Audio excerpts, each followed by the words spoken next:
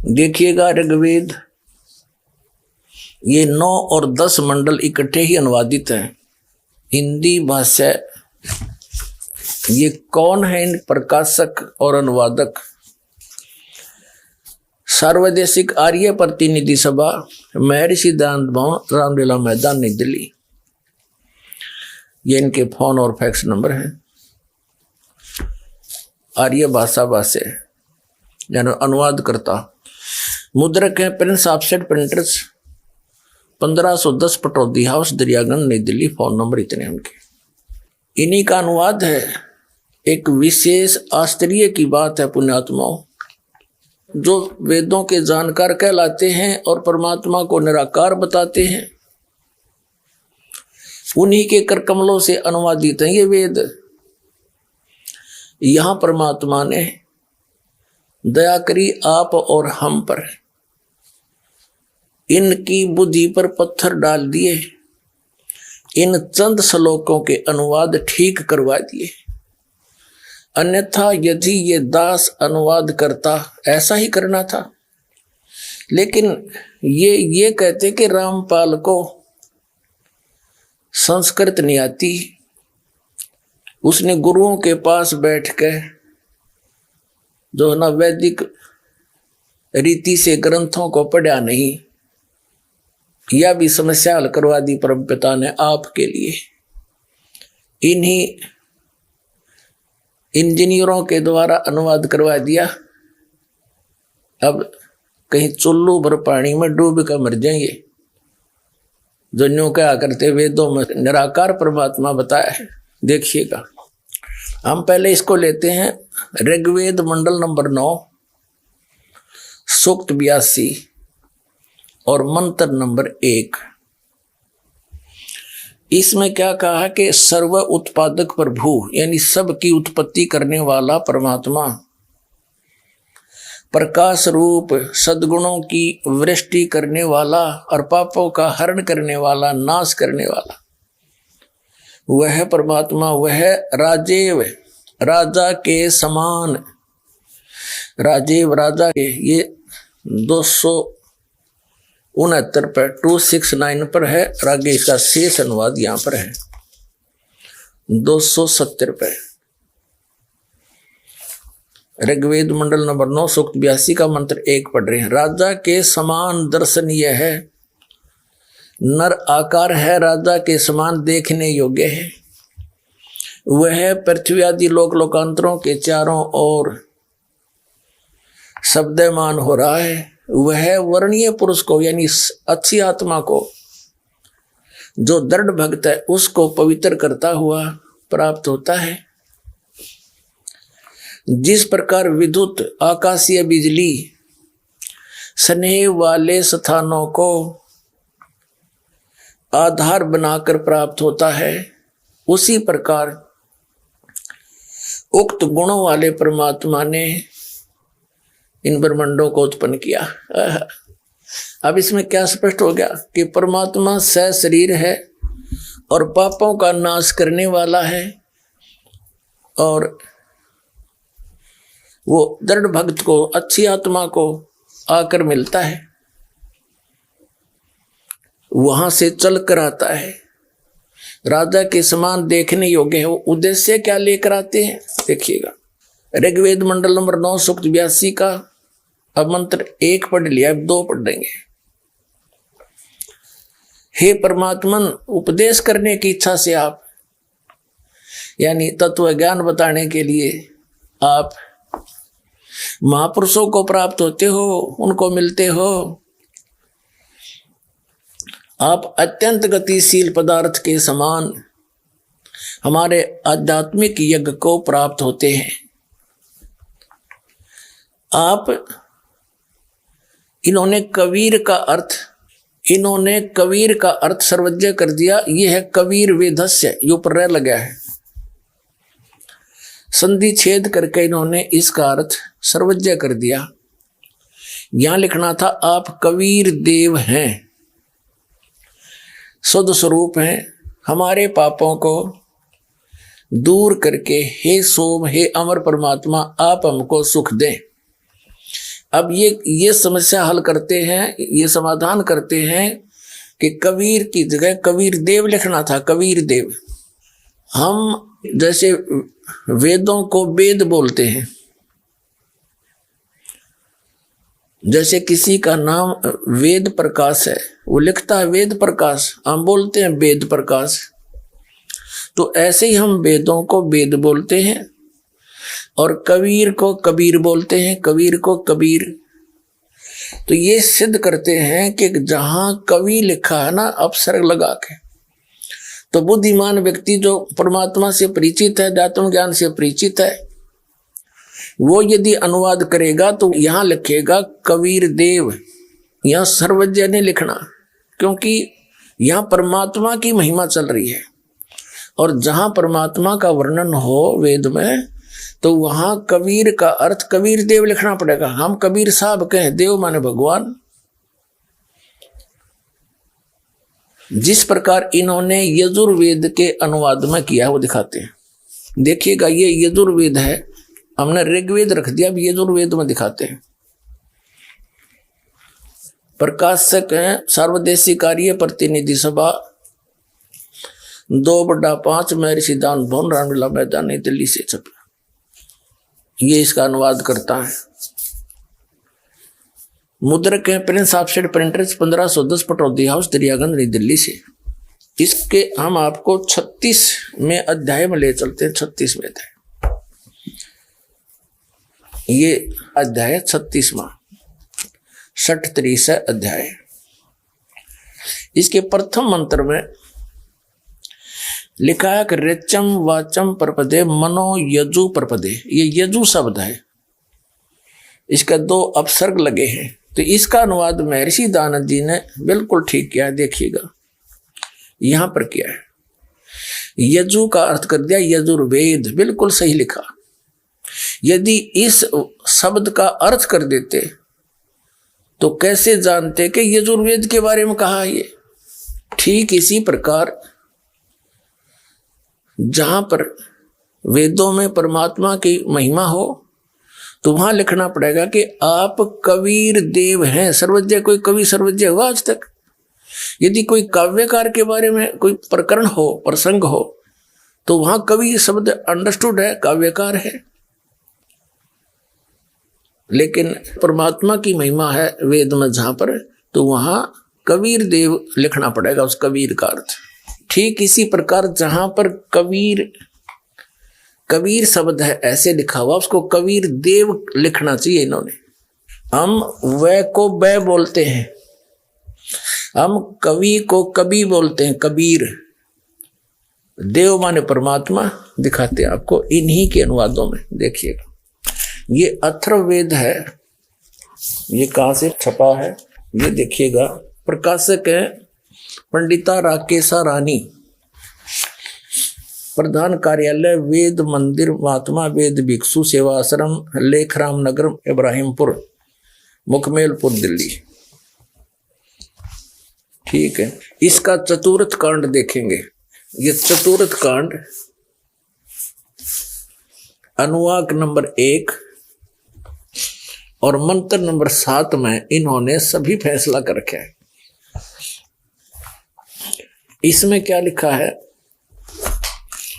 कि संस्कृत में ये अथर्वणम पित्रम देवबंधु बृहस्पतिम नमसा अवगच्छात त्वम विश्वेशाम जनीता यथा स कबीर देव न दबायत सावधावान।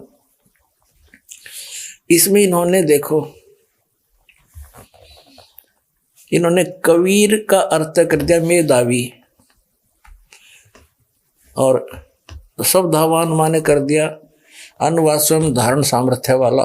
देव माने परमेश्वर, न माने कभी नहीं, दबायत माने ठगता। इसका देव माने परमेश्वर, ये कबीर देव, कबीर परमेश्वर लिख देते, कबीर देव लिख दे। ये देखो, हम इनकी व्याकरण को भी डिस्टर्ब करना नहीं चाहते, ये व्याकरण के ठेकेदार बन रहे हैं। इसको लिख दें कबीर देव सीधा, बस देव माने परमेश्वर, ये खुद अनुवादित कर रहे हैं। और कबीर माने कबीर, हम कबीर देव कहने लगे, कबीर परमेश्वर। वेद में जहां कबीर लिखा है, जैसे यजुर लिखा है, यजुहु यजुर कवि ही कबीर, तो वो कबीर देव लिख दे जहां परमात्मा की महिमा चल रही हो। और जहां किसी काव्यकार का वर्णन है वहां कवि का अर्थ अपने आप ही बदल जाता है। तो यहां परमात्मा की महिमा है वेदों में। अब हम फिर लेते हैं ऋग्वेद, यजुर्वेद रख दिया, अब ऋग्वेद, ये है वही ऋग्वेद।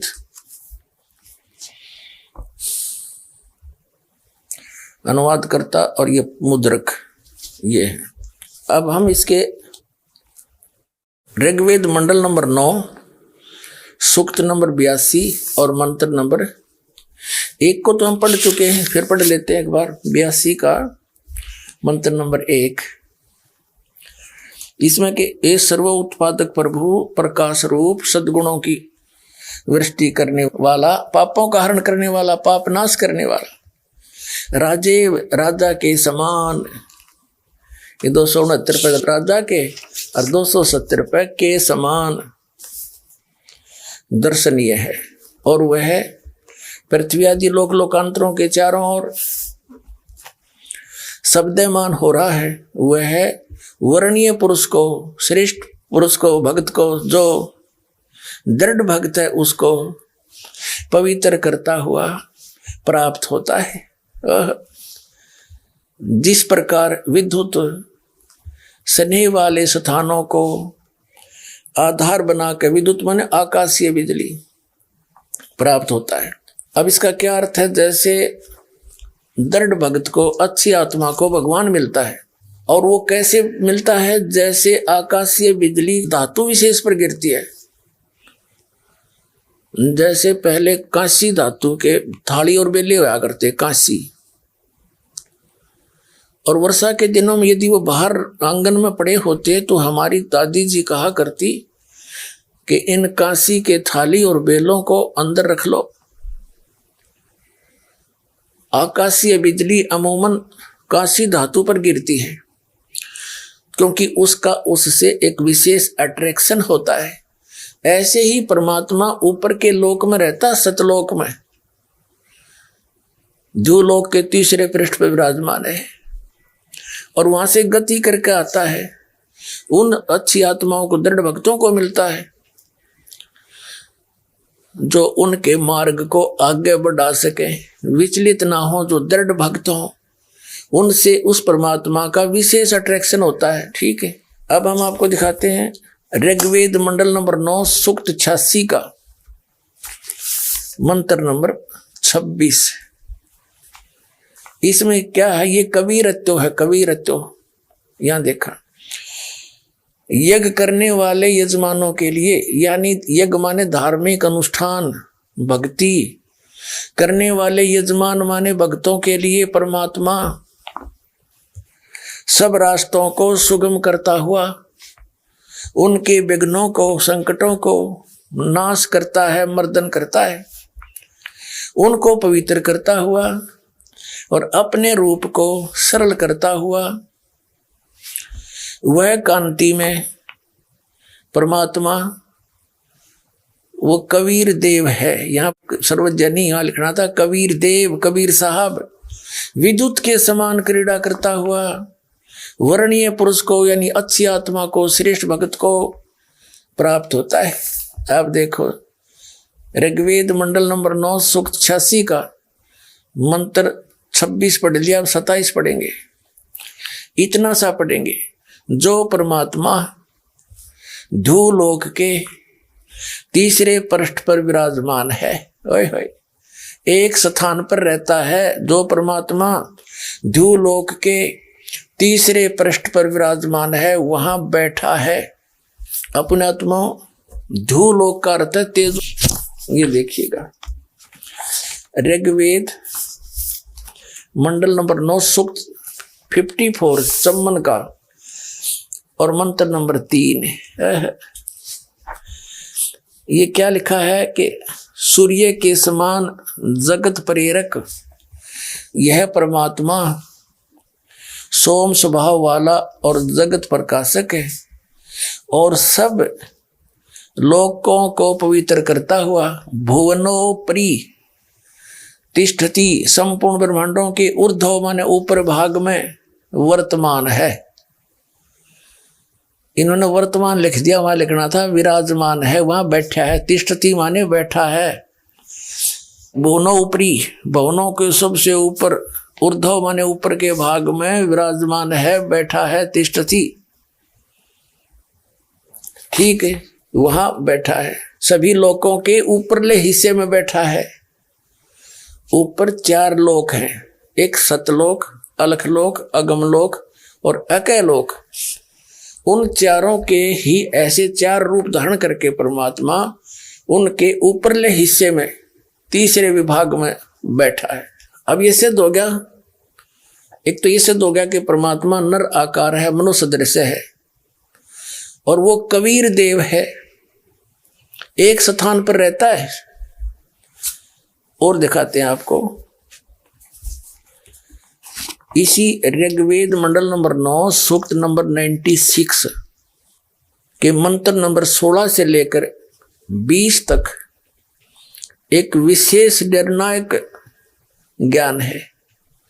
उसमें क्या लिखा है, आप ही प्रश्न किया है, उसमें प्रश्न किया है। देखिएगा, ऋग्वेद मंडल नंबर 9 सूक्त 96 है, 96 ए परमात्मन सर्वोपरि रहस्य श्रेष्ठ नाम, ये नाम है संस्कृत में। गुह्यम चारु नाम, चारु माने श्रेष्ठ कर दिया, गुह्यम माने सर्वोपरि यानी रहस्य गुप्त। नाम माने नाम लिखना था, जो तुम्हारा नाम है आप उसका ज्ञान कराएं। आपका जो वास्तविक ज्ञान है, गुप्त से गुप्त जो नाम है, आप उसका ज्ञान कराएं। अब वो बताइए कौन सा नाम है आपका। अब ऋग्वेद मंडल नंबर 9 सूक्त नंबर 96 के मंत्र 17 में वो समस्या हल करी है, भगवान ने नाम बताया, उसका क्या नाम है देखिएगा, वेद ज्ञान दाता बता रहा है। अब ऋग्वेद मंडल 9 और सूक्त 96 है, 96 और इसका मंत्र 16 हमने पढ़ लिया। आपका नाम बताएं, आपका जो श्रेष्ठ नाम है, यो नाम को नाम में लिखना था, उसका ज्ञान कराएं। यहां देखिए, अब ये 17 नंबर मंत्र है। इसमें शिशुम जगानम हरंती मदंती सुबंती वहीन मरुतो गणेन कबीर गिरभी काव्यन्या कवि संत सोम पवित्रति रेभन। इसमें ये शिशु शब्द आ गया। अब ये शिशु शब्द यहां कैसे है, इसका परमात्मा ने कहा था कि वेद मेरा भेद है और मैं ना वेदन के माही और जौन वेद से मैं मिलूं, ये वेद जानते नहीं। अब यहां है कि शिशु रूप धारण करके जब वो परमात्मा प्रकट होता है, 3 स्थिति से हमारी संभाल करता है। एक स्थिति में परमात्मा धूलोक के तीसरे पृष्ठ पर एक राजा के समान सिंहासन के ऊपर विराजमान है। उसके शरीर से करोड़ सूर्य मिला दे, करोड़ चंद्रमा एक रोमकूप में, इतना प्रकाश है। और दूसरी स्थिति में वो प्रत्येक युग में एक लीला करते हैं, वहां से गति करके आते हैं, शिशु रूप धारण करके एक कमल के फूल के ऊपर सरोवर में, तालाब में प्रकट होते हैं। वहां से निसंतान दंपति उनको उठा ले जाते हैं और फिर उस नवजात शिशु के रूप में प्रकट परमात्मा की परवरिश की लीला कंवारी गायों से होती है। और वो लीला की किसने है, और उसका वेदों में भी प्रमाण है। जिस परमात्मा ने यह लीला कर रखी है तो परमात्मा के समझने में देर नहीं लगे। जो वेदों को सत्य मानते हैं उनके लिए वेद सही है, हम भी मानते हैं। और वेदों में जो लीला है भगवान की, जिस भगवान ने वह की है तो ही इज गॉड, वह है परमात्मा। वो समझने में देर ना लगे। दुर्ग्राही हठी व्यक्ति ईर्ष्यावश ना माने तो उसका दुर्भाग्य ही होगा। इसमें मान बढ़ाई नहीं, आत्म कल्याण आधार होना चाहिए। अब आपको दिखाते हैं ऋग्वेद मंडल नंबर 9, इसी ऋग्वेद का ऋग्वेद मंडल नंबर 9 और सूक्त नंबर 1 और मंत्र नंबर 1 में क्या लिखा है। इसमें सोम माने परमात्मा, यानी परमात्मा की महिमा चल रही है। ठीक है। अब दूसरे में ऋग्वेद मंडल नंबर 9 सूक्त 1 मंत्र 2 में हे परमात्मा, ठीक है। और यहां देख 3 में हे परमात्मा, 3 मंत्र में भी परमात्मा की महिमा चल रही है। और 4 में हे परमात्मा आप, और 5 में हे परमात्मा आप, यानी परमात्मा के विषय में चल रहा है। और ऋग्वेद मंडल नंबर 9 सूक्त 1 मंत्र 6 में भी हे परमात्मा। अब 7 में इनका याद आ गया कि भगवान तो हमने निराकार बता रखा है, तो वहां पुरुष लिखना शुरू कर दिया। इसी तरह इन्होंने 8 में भी उस पुरुष को, पहले पुरुष का निर्णय करते, पुरुष माने क्या होता है इन्हीं के शब्दों में, वेदों से ही वेदों को सिद्ध करेंगे, कांटे तो कांटा निकला करें। ये देखिएगा, ये यजुर्वेद इन्हीं विद्वानों के अनुवादित हैं जो परमात्मा को निराकार बताते हैं। सर्वदेशी कार्य प्रतिनिधि सभा 2/5 दानंद भवन रामलीला मैदान नई दिल्ली से। ये आर्य भाषा भाष्य है। मुद्रक के Prince offset printers 1510 Pataudi house Daryaganj नई दिल्ली। इस यजुर्वेद का 40वां अध्याय अंतिम अध्याय है और इसका 17वां मंत्र 40वें अध्याय का अंतिम मंत्र है। ये 44वां अध्याय 40वां अध्याय। इसके 15 में तो ये वेद ज्ञान दाता अपने विषय में बताता है कि वायु अनिलम अमृतम अथिदम भस्मांतम शरीरम ओम करतो समर कल्बे समर करतोम समर। वेद ज्ञान दाता कहता कि मेरा एक ओम नाम है, इसको काम करते करते सिमरण करो, विशेष कसक के साथ सिमरण करो, मनुष्य जीवन का मूल कर्तव्य जानकर सिमरण करो। तो वायु अनिलम अमृतम अथिदम भस्मांतम शरीरम, शरीर छोड़ने तक इसकी साधना करने से जो इससे अमृतो प्राप्त हो सकता ओम से, वो आपको मिल जाएगा। यहां देखिएगा। अब ये है 44वां अध्याय का 40वें अध्याय का 17वां श्लोक। इसमें इन्होंने वेद ज्ञान दाता कह रहा है ब्रह्म, हे मनुष्यो, जिस ज्योति स्वरूप रक्षक मुझ से अविनाशी यथार्थ कारण के आच्छादित मुख के तुल्य उत्तम अंग का प्रकाश किया जाता है, जो वह प्राण व सूर्य मंडल में पूर्ण परमात्मा है। पुरुष माने पूर्ण परमात्मा है। वह तो प्रोक्ष स्वरूप है, वो तो गुप्त है। अरे हम मैं ब्रह्म हूं, खम ऊपर दिव्य आकाश रूपी ब्रह्म लोक में रहता हूं और मेरा ओम नाम है। ऐसा ओम नाम जानो ये लिखना था ऐसा के। अब सिद्ध हो गया कि पुरुष जहां पर लिखा है उसका अर्थ है पूर्ण परमात्मा, महर्षि दयानंद के शब्दों में। हम फिर ऋग्वेद पर आगे यजुर्वेद रख दिया। ये ऋग्वेद पर आगे हम यजुर्वेद रख दिया। ये देखिएगा, ये वही है। और अब हम इसके ऋग्वेद मंडल नंबर 9 सूक्त 1 के 6 तक तो परमात्मा लिखते रहे, ये 6 मंत्रों में। और 7वें में याद आ गया, उस पुरुष को लिख दिया। और 8वें में भी पुरुष लिख दिया। यहां लिखेंगे हम उस पूर्ण परमात्मा को। पुरुष माने पूर्ण परमात्मा को उग्र गतियां प्रेरणा करती हैं, और भासमान शरीर को, तेजोमय शरीर को, वह पुरुष यानी वो परमात्मा प्राप्त होता है। आगे देखो। और जिसमें 3 प्रकार से दूसरों का कल्याण, वर्णमन कल्याण करने वाला मधुमेह शरीर मिलता है। इसका क्या भावार्थ है कि वो पूर्ण परमात्मा उसको उग्र गतियां प्रेरणा करती है। यदा यदा ही धर्मस्य गलानी भवति भारत। वेद ज्ञानदाता कहता है कि जब यहाँ धर्म के प्रति नफरत हो जाती है, अधर्म बढ़ जाता है, तो मैं अपने अंश अवतार सर्जन करता हूं राम और कृष्ण के रूप में, और फिर वो अधर्म का नाश करते, धर्म स्थापित करते। उनका तरीका क्या है? राम और कृष्ण का आपने देखा होगा। रावण को मारा, करोड़ों आदमी मर गए। परशुराम जी थे उन्हीं के अवतार, विष्णु के। उन्होंने अक्षत्रियों को मारा लाखों की संख्या में। फिर श्री कृष्ण जी आए, उन्होंने भी ऐसे ही राक्षसों को मार कर धर्म स्थापना करने की चेष्टा की। लेकिन शांति कैसे हुई? जैसे कुछ लोग मार दिए और वो तो शांति और बढ़ गई। उनकी पत्नियां विधवा होगी, बालक अनाथ हो गए। उनकी पत्नियों के साथ बचे हुए लोगों ने ना जाने के दुर्व्यवहार किए, वो तो दुनिया अगला दी उन्हें। तो ये तो तरीका है उन काल ब्रह्म के द्वारा भेजे गए उनके भगवानों का, पुत्रों का।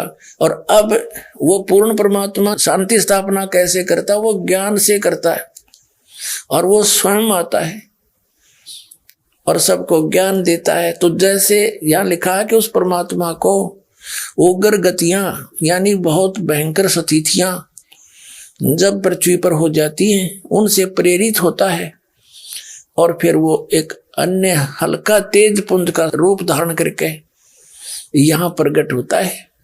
उस परमात्मा का 3 स्थिति में शरीर है। एक तो आपको बता दिया सतलोक में रहता है, सिंहासन पर राजा के समान बैठा है, सिर पे मुकुट है, ऊपर छत्र है।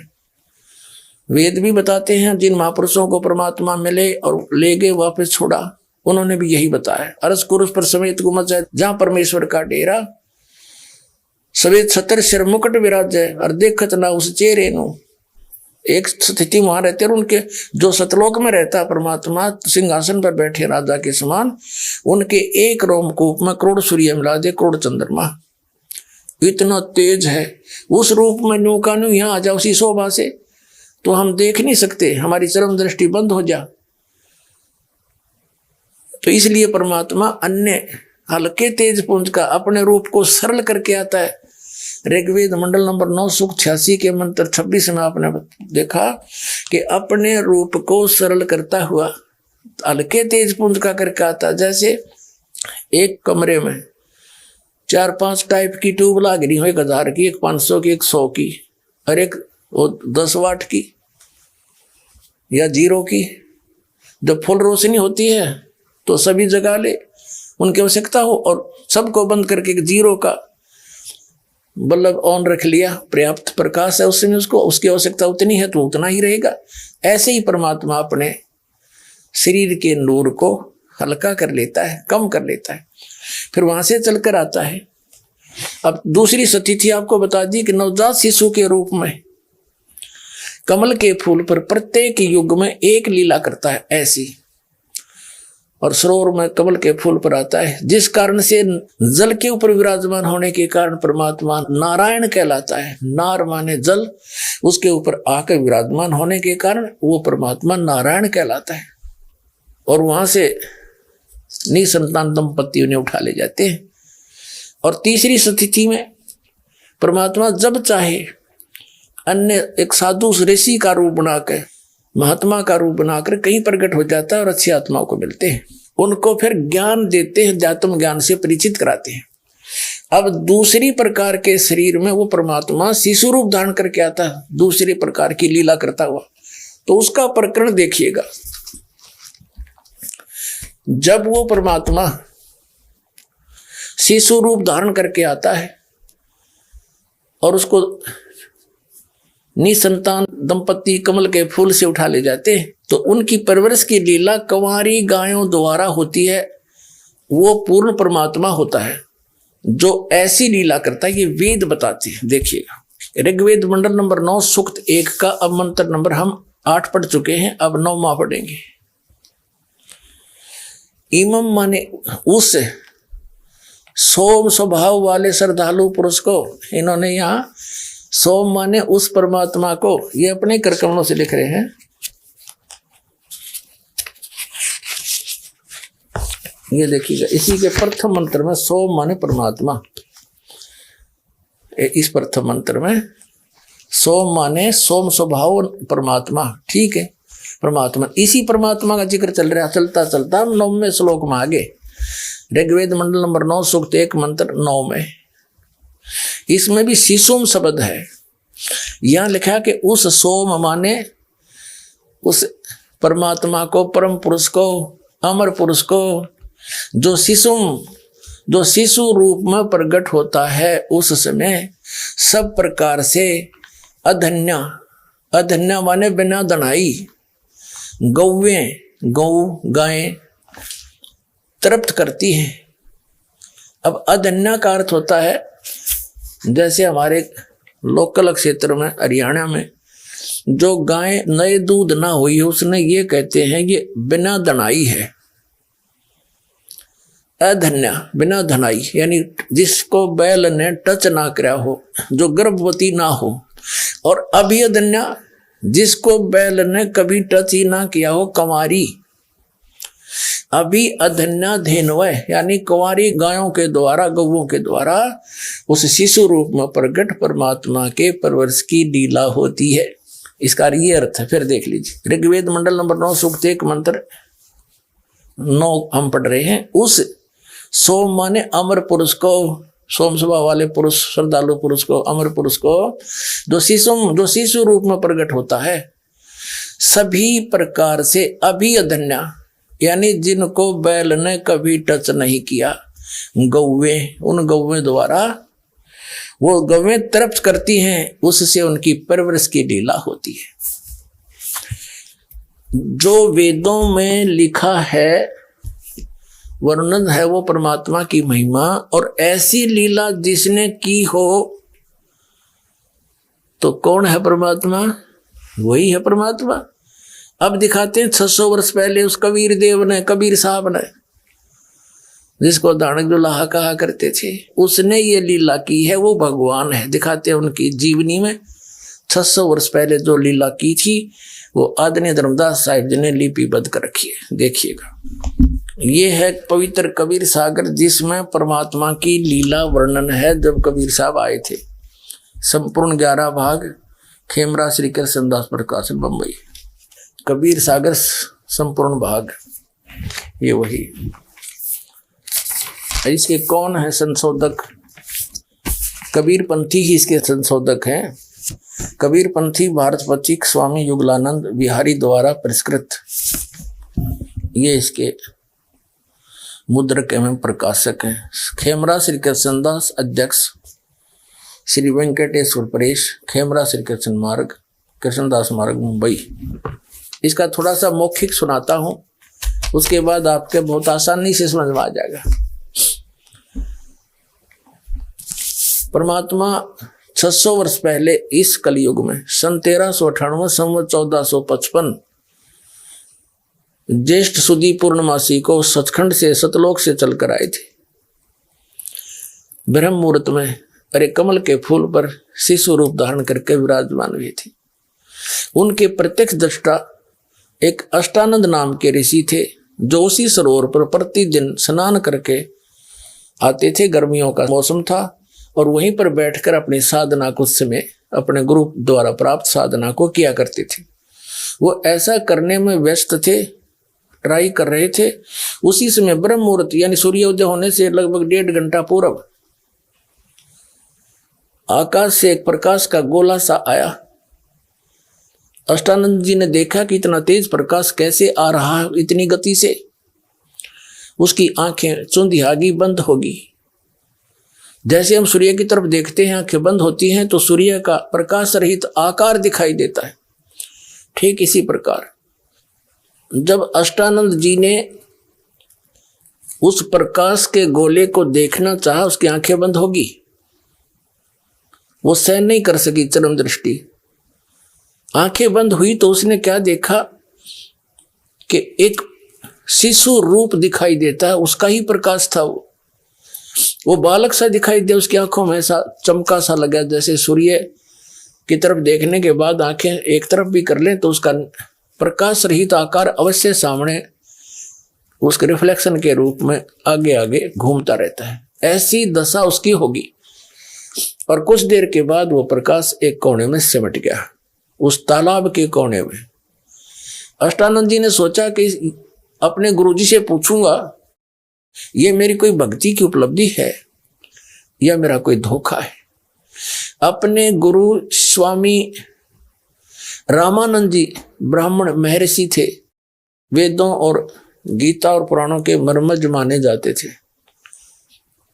उनसे जब पूछा कि भगवान आज मैंने ऐसे ऐसे आकाश से प्रकाश का गोला सा देखा, उसको मेरी आंखें सहन नहीं कर सकी, आंखें बंद हुई तो एक बालक दिखाई दिया, शिशु, और थोड़ी सी देर में वो प्रकाश कमल के फूल यानी एक सरोवर के अंदर सिमटता दिखा। अब जैसा उस ऋषि ने ज्ञान था, स्वामी रामानंद ने अपने शिष्य का समाधान इस प्रकार किया कि बेटा, ऊपर के लोकों से अवतारी शक्तियां आती हैं, अवतार गणाते हैं, तब उनकी ऐसी ही पहचान होती है, तारा सा टूटता है, यहाँ कहीं माँ के गर्भ से जन्म लेंगे। अब उन्हें इतना ज्ञान था कि इनके भगवान माँ से जन्म लेकर आते हैं, लेकिन ये परमात्मा सबका जनक है, सर्वोत्पादक है, ये किसी माँ से जन्म नहीं लेता, ये स्वयं आकर प्रकट हुए थे। तो नीरू नीमा नाम के वो पहले गौरी शंकर नाम के ब्राह्मण थे, और सरस्वती उसकी पत्नी थी। वो शिवजी के पुजारी थे, बड़े ईमानदार ब्राह्मण थे, कथा करते थे, किसी को भ्रमित नहीं करते थे। जो पैसा आ जाता था दक्षिणा का, उससे निर्वाह चलाते थे, और उससे जो बच जाता था धर्म में लगा देते थे। वो किसी को भ्रमित नहीं करते थे, गुमराह करके नहीं ठगते थे। सबसे ज्यादा प्रशंसा के पात्र वो उस क्षेत्र में हो गए थे। अब इस कारण से अन्य ब्राह्मण उनसे ईर्ष्या किया करते थे कि इसने हमारी रोजी रोटी खो दी। इस बात का मुसलमानों को ज्ञान था कि हिंदू धर्म का प्रचार ये गौरी शंकर कर रहा है ब्राह्मण, और उनको ये भी मालूम था कि अन्य इनके ब्राह्मण जो गुरु हैं, जो दुनिया जिनके पीछे लगी है, वो अधिकतर इसके विरुद्ध में है, इसे ईर्ष्या करते। इसका फायदा उठाकर मुसलमानों ने गौरी शंकर सरस्वती को जबरदस्ती मुसलमान बना दिया, उनके ऊपर अपना जूठा पानी छिड़क दिया, सारे घर में छिड़क दिया, और कह दिया ये मुसलमान बन गया। दूसरे ब्राह्मण जो उससे ईर्ष्या करते थे गौरी शंकर से, उन तो बड़ी खुशी हुई, सब जगह मुनादी करा दी, गौरी शंकर मुसलमान बन गया है, उसका भाईचारा बंद, गंगा में स्नान बंद। 1 मिनट में कर गए काम, और वो विवश हो गए। उनका नाम रख दिया नूर अली, जिसको नीरू कहने लगे, और सरस्वती का नाम रख दिया नियामत, उसको नीमा कहने लगे। नीरू और नीमा नाम से वो प्रसिद्ध हो गए। अब उनके पास रोजी रोटी निर्वाह की समस्या आई, तो उन्होंने एक कोई ऐसा काम देखना चाहा जो बगैर पैसे के शुरू हो। उन्होंने कपड़ा बुनने का काम शुरू कर दिया, किसी ने सलाह दे दी।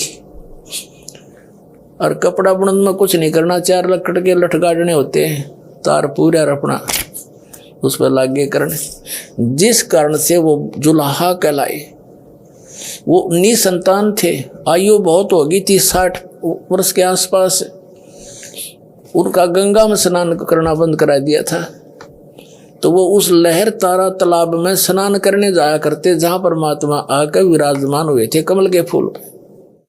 वो लहर तारा तालाब उसका नाम इसलिए पड़ा था कि वर्षा के दिनों में जब गंगा दरिया फुल स्विम में यानी खूब बहकर चलती और भरकर चलती थी, तो गऊ घाटों के ऊपर से ओवरफ्लो होकर के पानी उछल कर लहरों से एक सरोवर का रूप धारण कर लेता था, और सारा वर्ष निर्मल जल गंगा का पवित्र रहता था, उसमें कमल के फूल उगे हुए थे। वे प्रतिदिन वहां स्नान करने जाते थे। वो उनकी झोंपड़ी से लगभग 4-5 किलोमीटर की दूरी पर था, तो प्रतिदिन स्नान करने जाना था, उधर से परमात्मा ने आना था। वो निसंतान थे, वहां से मालिक को कमल के फूल पर पाकर बड़े प्रसन्न हुए। लंबी कहानी फिर बताएंगे, लेकिन आज प्रसंग कोई और है। वो घर ले आए। अब 25 दिन हो गए, कुछ ना खावे ना पीवे, मुंह बंद कर ले। बड़े चिंतित हुए। नीमा बड़ी परेशान होगी कि हे शंकर भगवान, या तो यू देना ही नहीं था लाल, अपने रो पीट का टाइम पास कर रहे थे, और आज आपने लाल दिया, बच्चा दिया है, अब ये कुछ खा पी नहीं रहा, भगवान भी वापस ले रहे हो। बहुत बुरी तरह रो रही थी कि कहा था कि यदि ये बच्चा मर गया तो साथ मरूंगी, फाइनल फैसला। तो परमात्मा ने सोचा बुढ़िया मरेगी। शिव जी को प्रेरित किया, शिव मंडल से, शिव के लोक से एक साधु रूप बना कराया और कहा माई क्यों रो रही है, कारण पूछा, बताया। साधु रूप में खड़े शिव जी ने कहा कि देखा तेरा बेटा कहाँ लाइए। नीमा परमात्मा को पालने से उठा के लाई और सोची महात्मा के चरणों में डाल दूं, बच्चे की जान बख्श दे।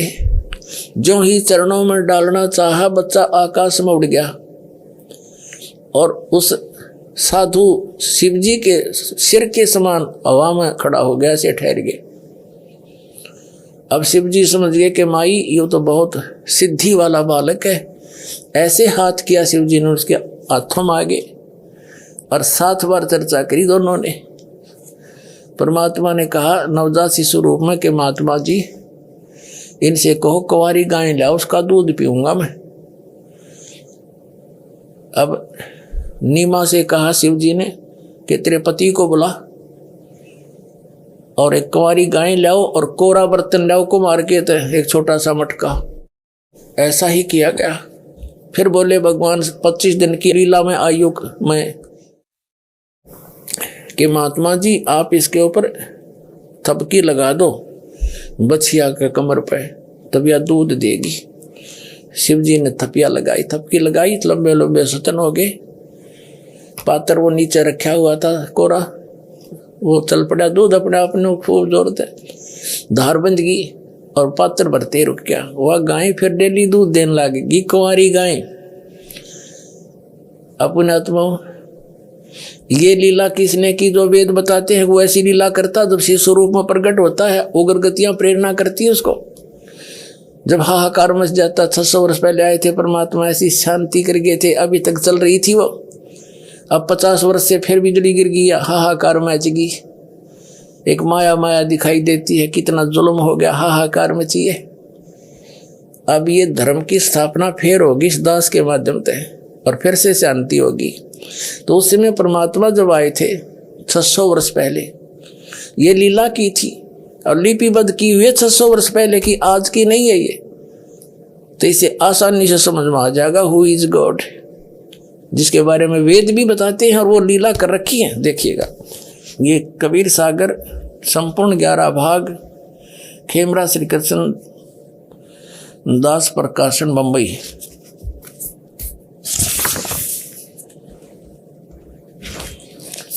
और इसके कौन है ये संशोधक? कबीर पंथी भारत पथिक स्वामी युगलानंद विहारी द्वारा पुरस्कृत। मुद्रक एवं प्रकाशक खेमराज श्री कृष्णदास, अध्यक्ष श्री वेंकटेश्वर प्रेस, खेमराज श्री कृष्णदास मार्ग, मुंबई से। इसमें एक ज्ञान सागर नाम का चैप्टर है, इसके 74 पृष्ठ पर। सुन जुल्हा मन भयो आनंदा, जिमी चकोर पायो निशि चंदा, और ले सुत चले हर्ष मन कीना, उस लड़के को उठाकर वहां से चल पड़े।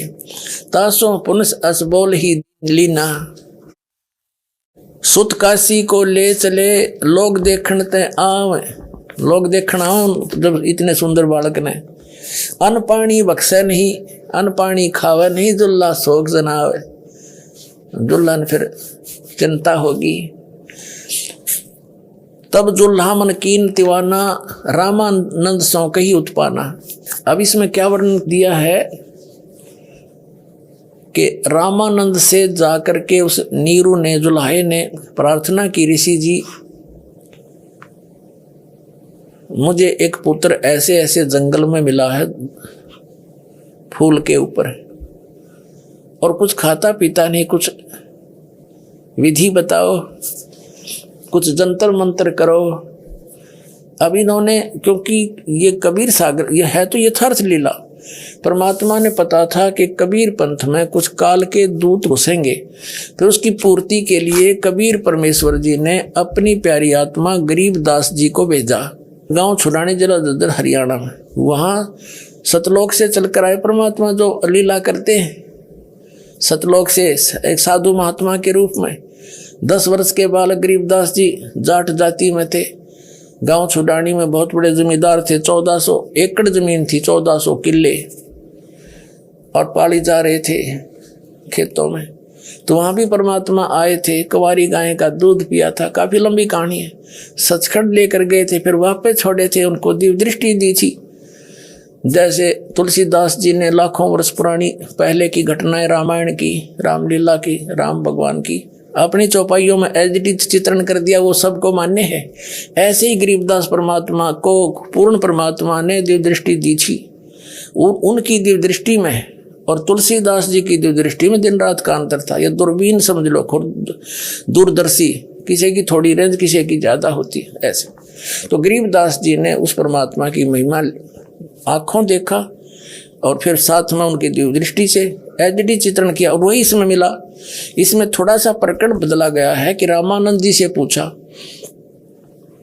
वो तो शिव जी आए थे साधु रूप बना के, क्योंकि उसके पुजारी थे। गरीबदास जी ने स्पष्ट किया हुआ है, शिव उतरे शिव मंडल से अवगत बतन विनोद, और लिया ईश को गोद। कहते हैं अनब्यावर को दूहत है, दूध दिया तत्काल। कंवारी को दूहत है, दूध दिया तत्काल, और पीवे बालक ब्रह्म गति, तासी भय दयाल। जैसा भी हमने उस प्रकरण को समझना है कि वास्तव में एक कंवारी गाय से उनकी परिवर्ष की लीला हुई है, इतना ही समझना है। ये देखिए, ये है ज्ञान सागर 74 पृष्ठ पे कबीर सागर हम पढ़ रहे हैं। कहते हैं तब जुल्हा मन कीन तिवाना, रामानंद सो कही उत्पाना। मैं सुत पायो बड़ा गुणवंता, कारण कौन बखे नहीं संता। हे महात्मा जी, क्या कारण है, वो कुछ खाता नहीं। रामानंद ध्यान तब धारा, जुल्हा सो तब वचन उचारा। रामानंद जी कहते हैं तू पूर्व जन्म में ब्राह्मण था, ब्राह्मण जाति, और हरि सेवा की निभली भांति भगवान की पूजा करता था, और तेरे कोई चूक होगी उस भक्ति में तो कुछ सेवा हर की चूका, ताते भयो चूल्हा का रूपा, इसलिए तो जुल्हा बन गया। और प्रीति प्रभु गए तुर लीनी, तेरी उस प्रीत को परमात्मा ने स्वीकार कर लिया, और ताते उद्यान में सुत तो दीना, इसलिए तेरे को जंगल में एक पुत्र दिया है। अब नीरू कहे मैंने दिशा करया उसा पा गया, पर मेरा बालक भूखा मरे है। हे प्रभु जस की नो तस पायो, आरत हो तो दर्शन आयो, संकट निवारण के लिए मैं तेरे पास आया हूँ। सो कहिए उपाय गोसाई, बालक अक्षुदावंत कुछ खाई। ऐसा उपाय बताइए गोसाई स्वामी जी कि भूखा बालक कुछ खा ले।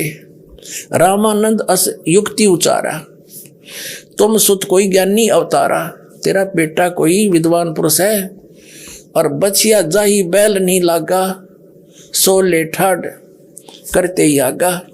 जिस बचिया को बैल ने टच नहीं कराया हो, यानी कंवारी, और उसको ला करके वहां खड़ा कर दे। दूध चले ते ठनते, दूध इधरों छिपाए, अक्षुदावंत जब हो ताको देखवाए। वो दूध निकलेगा उस कंवारी गाय के थनों से, उस दूध को छुपा कर रख दियो, और फिर वो भूखा हो जब पिला दियो।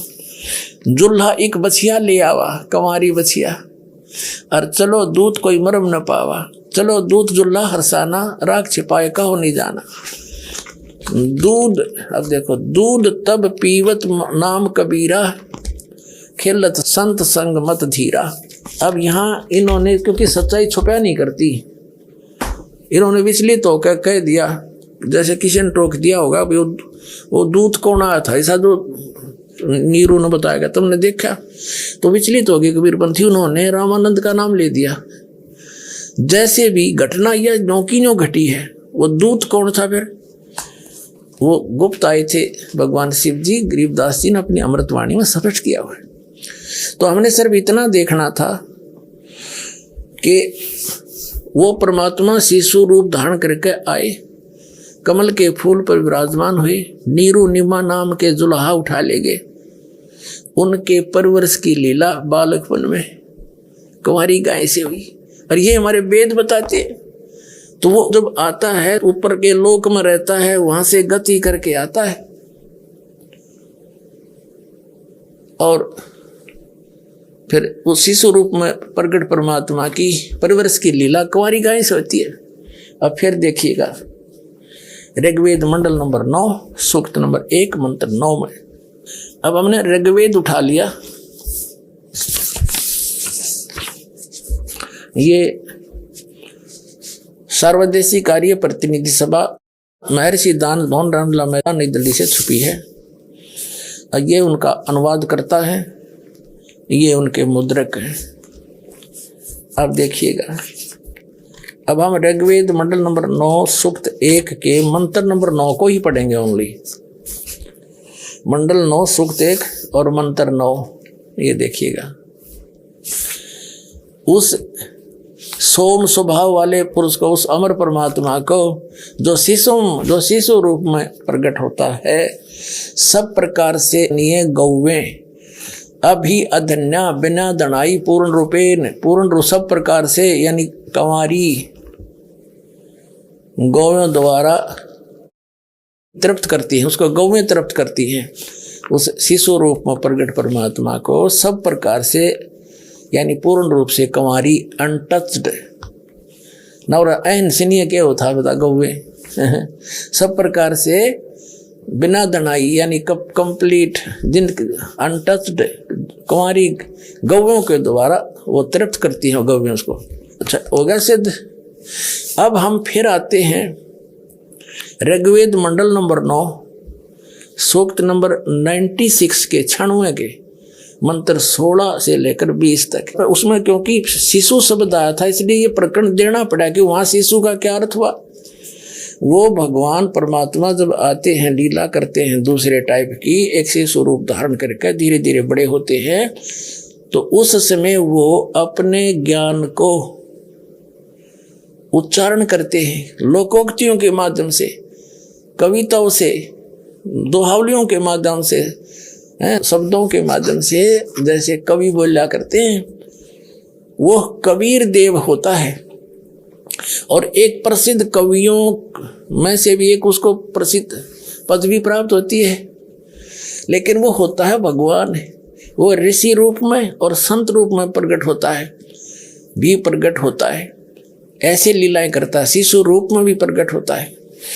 अब फिर आते हैं हम ऋग्वेद मंडल नंबर 9, ऋग्वेद मंडल नंबर 9 सूक्त नंबर 96 96 के मंत्र 16 में तो हमने पढ़ लिया था कि हे परमात्मन सर्वोपरि रहस्य यानी गुप्त अति गुप्त श्रेष्ठ जो आपका नाम, जो तुम्हारी संज्ञा है, जो तुम्हारा नाम है, असली नाम गुप्त, उसका ज्ञान कराएं। यहाँ कराया हो ज्ञान 17वें में। यहाँ शिशु रूप है, शिशुम जगानम हरियंतम वर्जंती शुभंती वहीन मरोत गणेन कबीर गिरभी कावेना कबीर। इन्होंने यहाँ थोड़ी घुसपैठ कर रखी, दूसरे कबीर का अर्थ नहीं कर रखा।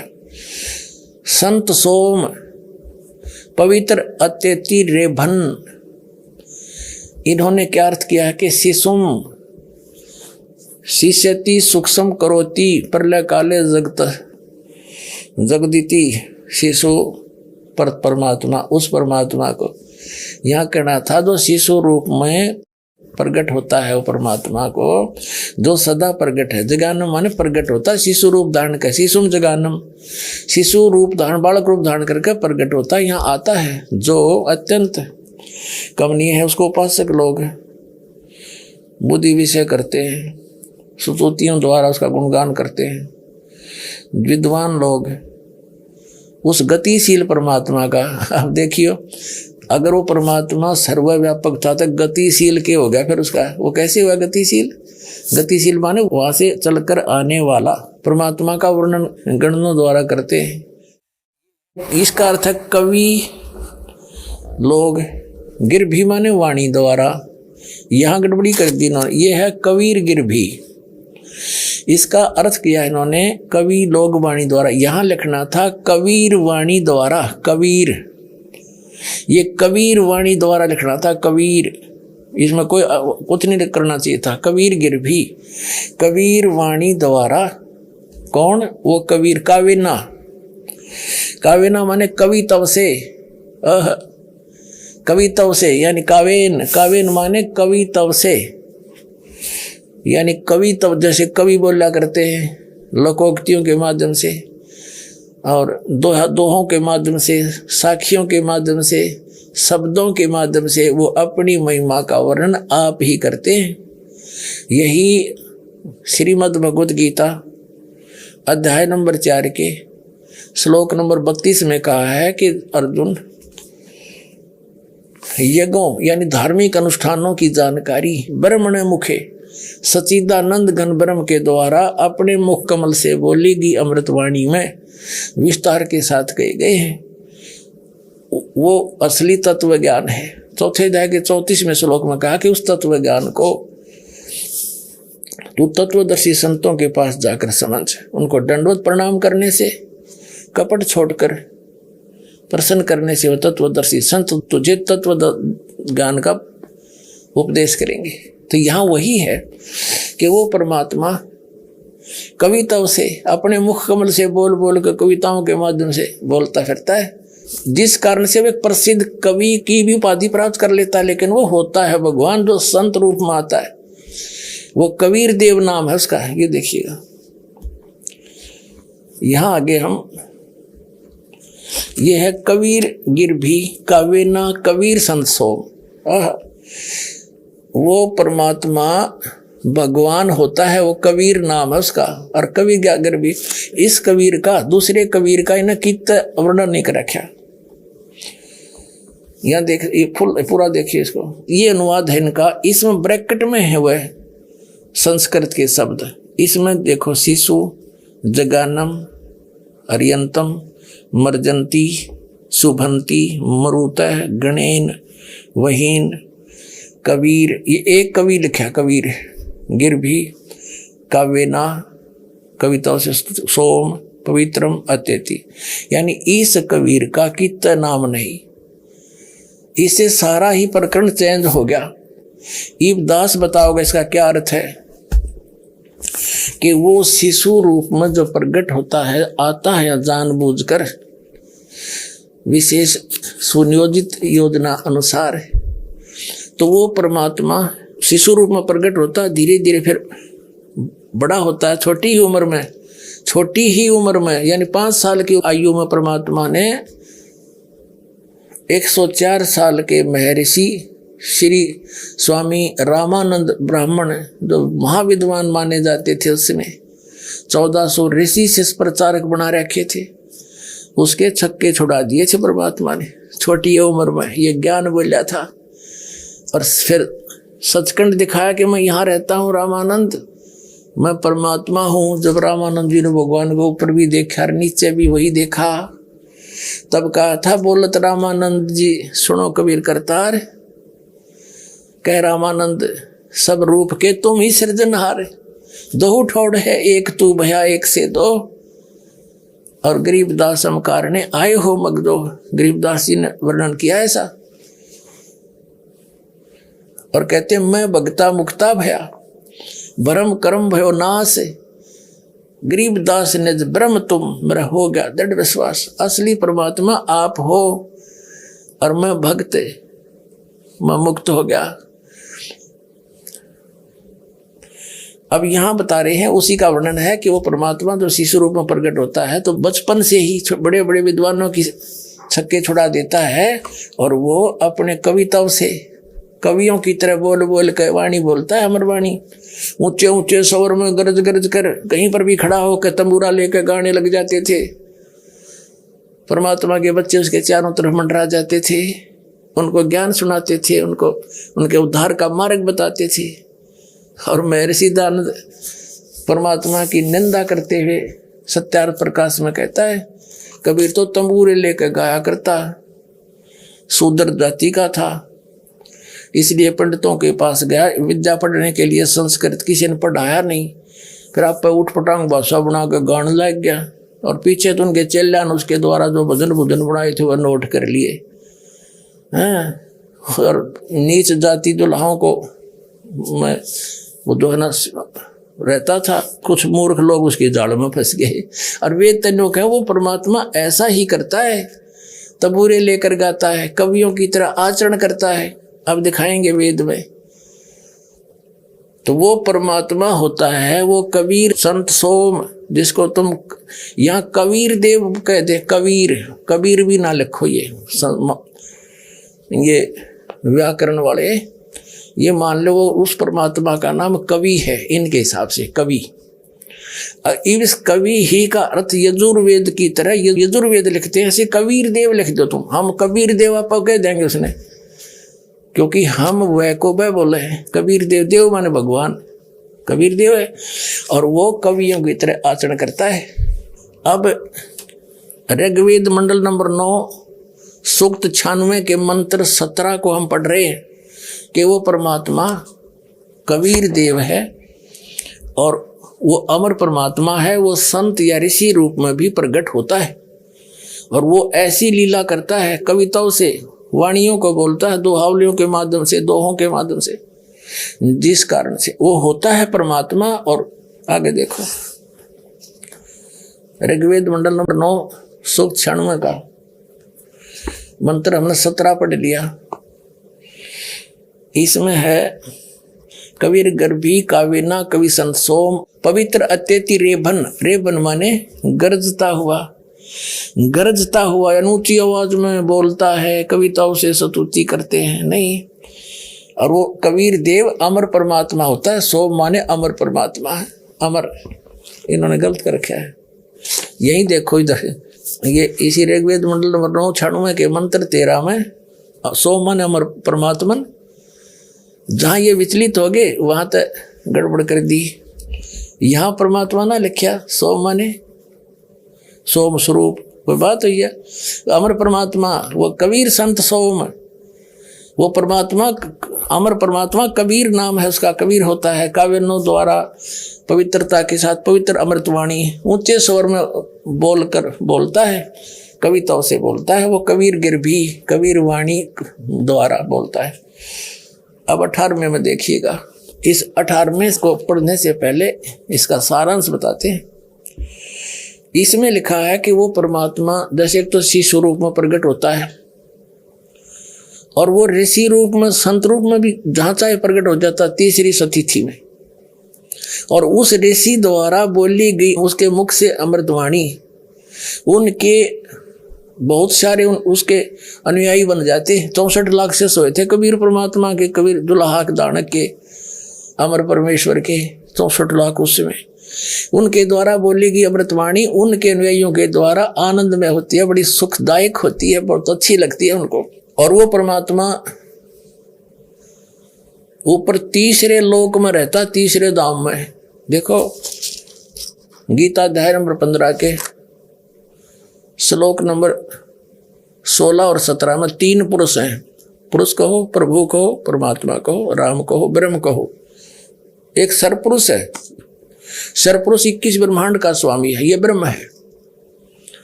फिर दूसरा अक्षर पुरुष है जिसको परब्रह्म भी कहते हैं, वो 7 संग ब्रह्मांड का प्रभु है और दोनों नासवान हैं। और इन दोनों के ही अंतर्गत जितने प्राणी इनके लोकों में, धाम में, वो भी नासवान है। जीवात्मा किसी की मरती नहीं, वो तो गधे की भी ना मरती। गीता अध्याय नंबर 15 के श्लोक नंबर 17 में कहा कि उत्तम पुरुषत्व ने परमात्मा इति उदाहरते हैं। वो वास्तव में सही भगवान श्रेष्ठ परमात्मा पुरुषोत्तमता इन दोनों से अन्य है, जिसके विषय में 8वें अध्याय के 3 श्लोक में कहा है वह परम अक्षर ब्रह्म है। तो ये 3 पुरुष हैं और इनके 3 ही धाम है।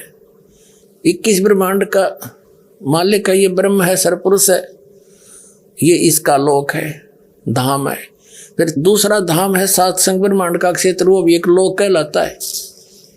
जैसे भारतवर्ष में राज्य भी अलग है और सारा मिला के एक देश भी है, ऐसे देश बहुत हैं, देश में अलग अलग राज्य भी हैं सभी देशों में। ऐसे ही फिर ऊपर 4 सतिथि हैं, 4 लोक हैं ऊपर, सतलोक, अलखलोक, अगमलोक और चौथा अकहलोक। उस चौथे लोक से सबकी उत्पत्ति हुई है। वहां परमात्मा ने बैठकर नीचे के सब लोकों की रचना की है। वो सबका उत्पत्ति स्रोत है, उसको समुद्र नाम से जाना जाता है। वेदों में उसको समुद्र कहा है, चौथे लोक को। तो यहां से तीसरे लोक में,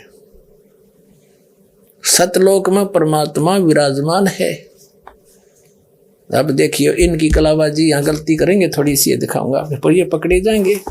ये देखिएगा ऋग्वेद मंडल नंबर 9 सूक्त 96 का हम 16वां 17वां पढ़ चुके हैं, 18वां। ऋषि मना ये ऋषि करत सर्वसा सहसर अणिथा, अणिथ पदवी कवि नाम। वो एक प्रसिद्ध कवियों की भी उपाधि, पदवी माने उपाधि प्राप्त करता है और हजारों वाणी बोलता है। ऋषि मना ये ऋषि करत सवरसा।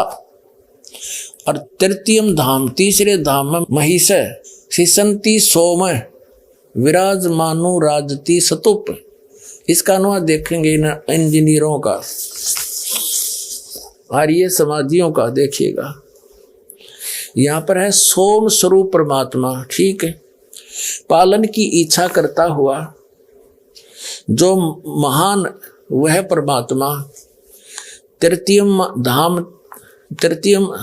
का अर्थ है इन्होंने देवयान और पितरान, इन दोनों से पृथक तीसरा जो मुक्ति धाम है, तृतीयम धाम तीसरे धाम में है, उसमें विराजमान है।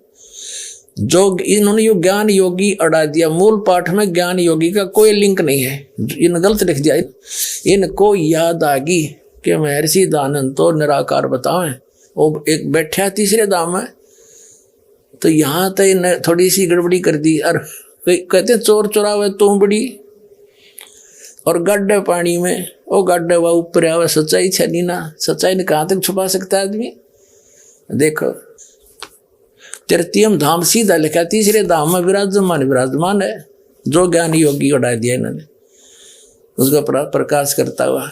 अब ये क्या करते हैं, कवि नाम पदवी, इसका अर्थ यह है वो एक प्रसिद्ध कवियों की भी पदवी प्राप्त करता है। स्थान नहीं, पदवी स्पष्ट लिखा है। वो कवि भी कहलाता है। ऋषि करत है ज्ञान का प्रदाता। ऋषि करत उस ऋषि द्वारा बोली गई, रची गई सहस्रणी था, हजारों वाणियां सहस्रणी था, अनंत प्रकार की सत्वनीय। इसका अर्थ ये है जैसे इसमें लिखा है इन्होंने, इस ऋग्वेद में ही, ये देखो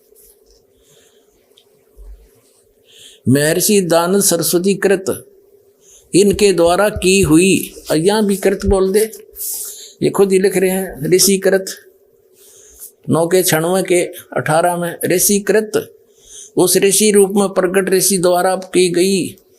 ऋषि मना उनके जो अनुयायी हैं रसी स्वभाव के लोगों के लिए सवरसा बहुत प्यारी होती है। ये गलत लिखे। अब यहाँ इन्होंने जो गलती करी है, तीसरे धाम तुर्यम धामम विराजम, तीसरा जो मुक्ति धाम है उसमें विराजमान जो ज्ञान योगी, यहाँ गड़बड़ कर दी। अब देखो इनकी फिर चोरी पकड़ी गई।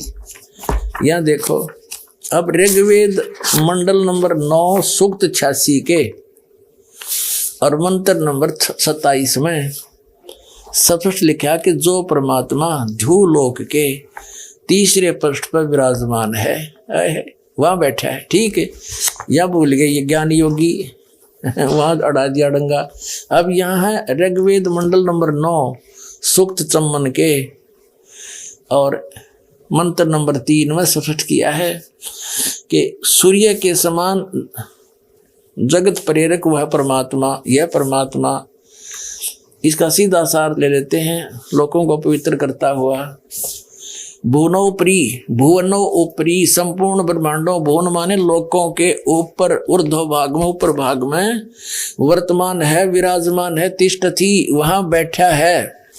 अब हो गया स्पष्ट।